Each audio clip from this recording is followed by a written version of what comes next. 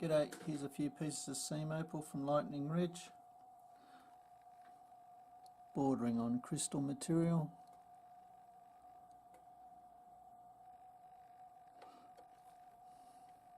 A few of the pieces I've just thrown in as extras.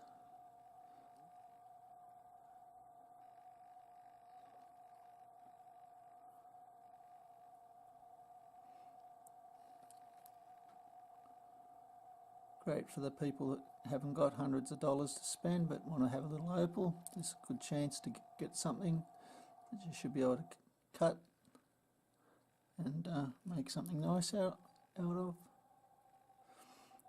A few of the pieces would lend themselves to doublet material. That bit's got basically nothing in it. That doesn't mean there mightn't be something inside.